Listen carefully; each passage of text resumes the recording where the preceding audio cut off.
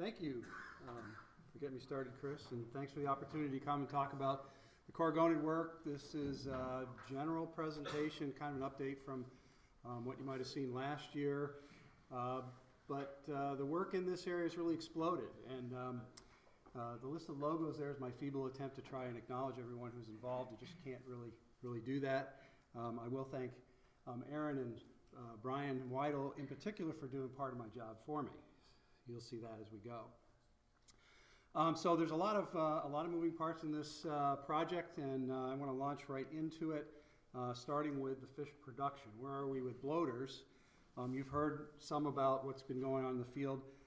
This is a summary of data that Kevin Loftus sent me, and I wish Kevin was here to help me clarify. I will depend on some of you in the audience to fill in the gaps and correct me if I don't have things right. But last year, White Lake up in Ontario was able to produce about 7.5 million green bloater eggs. They shipped 450,000 of those to the U.S., and they were split out between our USGS Tunison lab, the Fish and Wildlife Service lab at Lamar, and the National Hatchery at Allegheny. And I'll talk a little bit more about where those went on the next slide.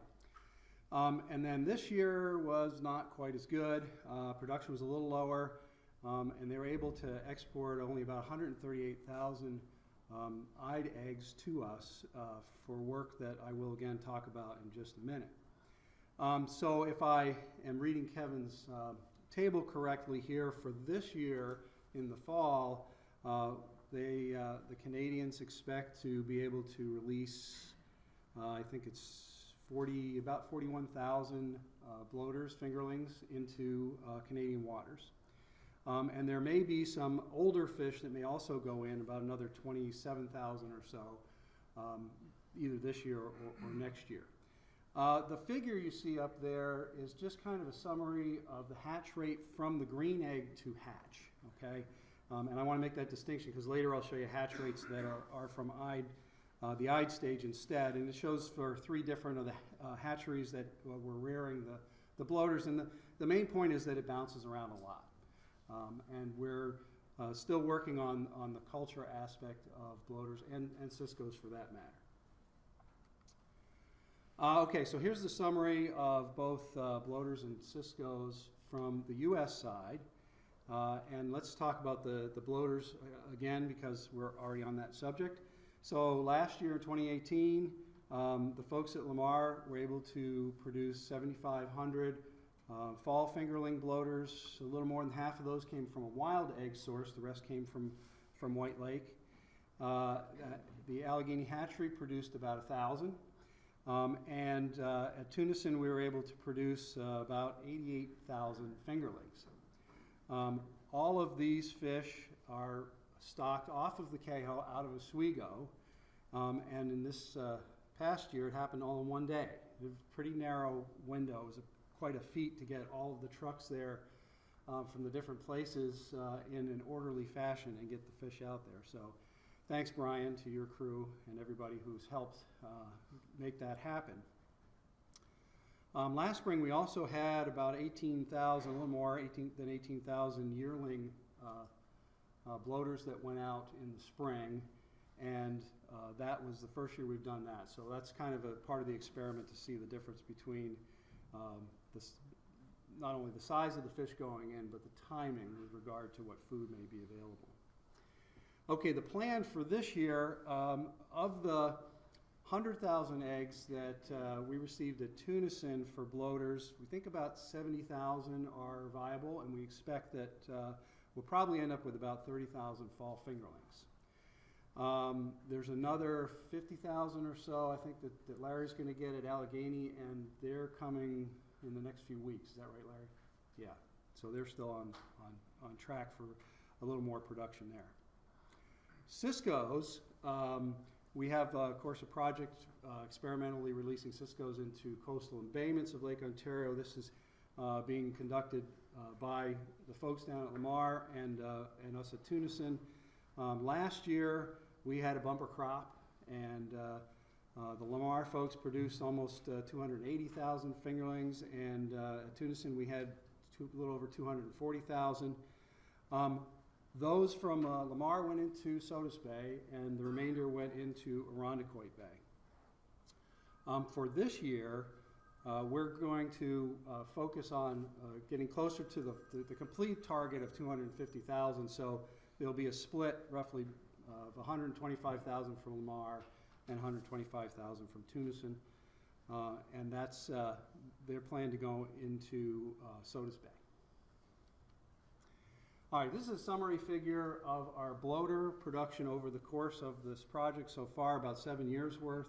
Note that the axis, the vertical axis, is a log scale, so these are really kind of compressed. The egg counts are shown in the kind of orange bars, and the stocked fish in the green colors. The hatch rates here reflect the survival from the eyed stage to hatch. Okay, so those are going to necessarily be a little higher than what we saw for White Lake. And you can see that the production had increased from 2012 up to about 2016 and leveled off a little bit. All of those fish from 2017 and earlier are from wild stock that came out of Lake Michigan. And those later than that are essentially from the White Lake brood stock. All right, how about cisco? So the cisco project, similarly here, now I fooled you with the axes. These are regular scale axes. On the left refers to the number of fish that we extracted from Chameau Bay, and this is just on the U.S. side, of course, which is where we get our brood stock from. And those are shown in the dark colored bars. And again, the eggs are reflected in the orangish bars, and the fish stocked out in the green. And again, those hatch rates are from the eyed up stage. So we've done pretty well with the ciscos. You can see the first 5 years or so, all those fish went into Irondequoit Bay, and we were still ramping up and learning how that worked. And then since then, we've done quite well. In 2017, we had some high numbers of production for ciscos, and then last year, as I said, we had a bumper crop.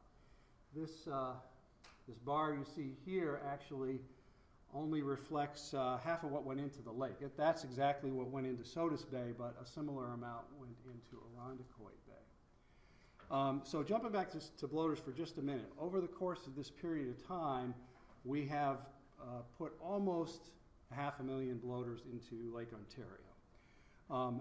At this point, for cisco, we've gotten 1.2 million fish into the lake, into those experimental embayments. So we got the fish out there. Where are they? And you've heard some of this already.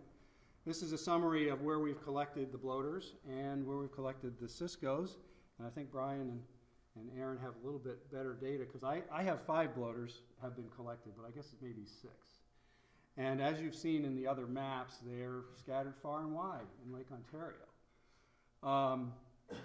7 years and 500,000 fish, it sounds like a lot of fish, but it's a lot of water out there too. So I take it as quite an accomplishment that we've actually found live fish out there. And what Brian showed us earlier with the calculation of what we might expect are encouraging. With regard to the ciscos, we have collected 5 adult ciscos and 3 juveniles so far.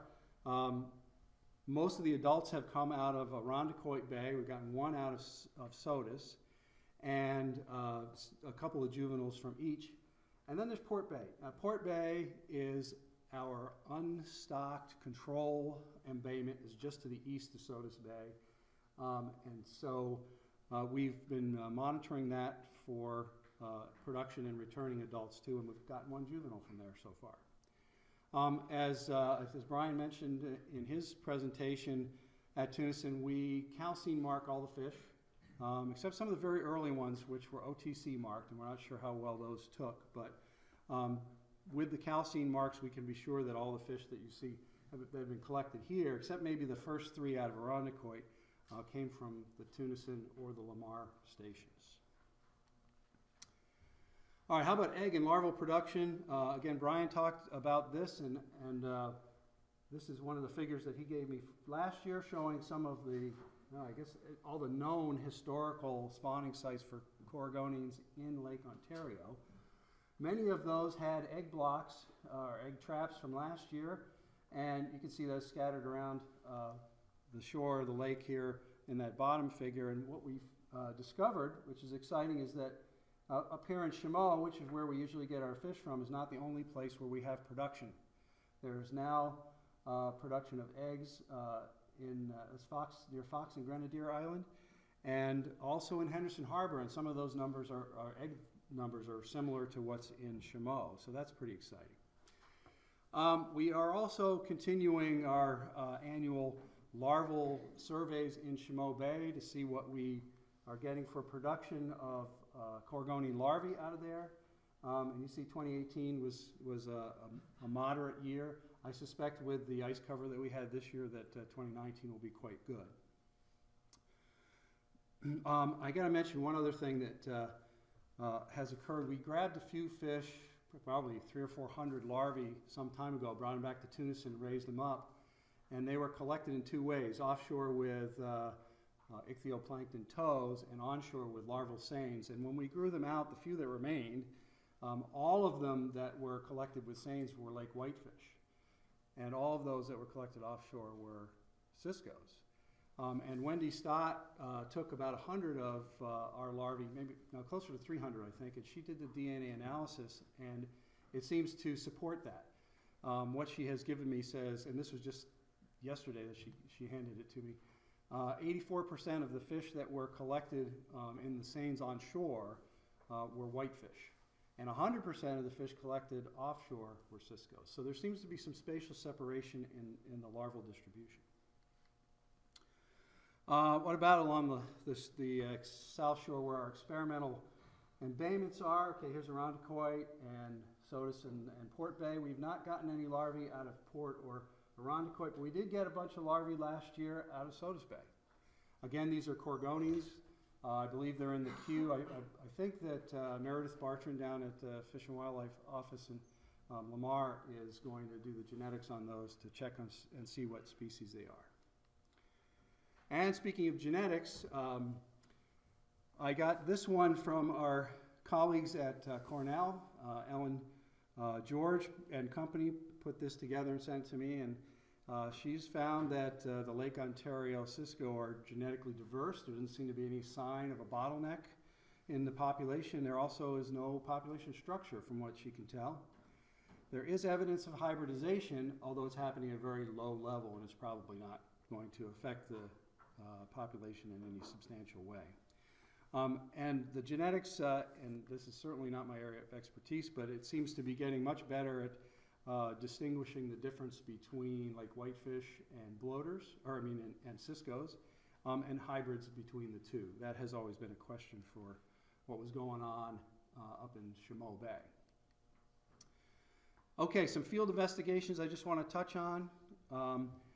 These fish can be very sensitive to manipulation, and so the folks at Lamar have done a transport study, a pilot, to look at how much stress the fish get when they're being moved around, and they're going to continue that work to have some definitive answers about how best to transport them from the hatchery site to where they're stocked out. There's been a lot of work characterizing cisco habitat. Matt Pave, working with Dr. Sethi at Cornell and Brian Lantry, have a project going looking at where we're finding cisco production in various lakes.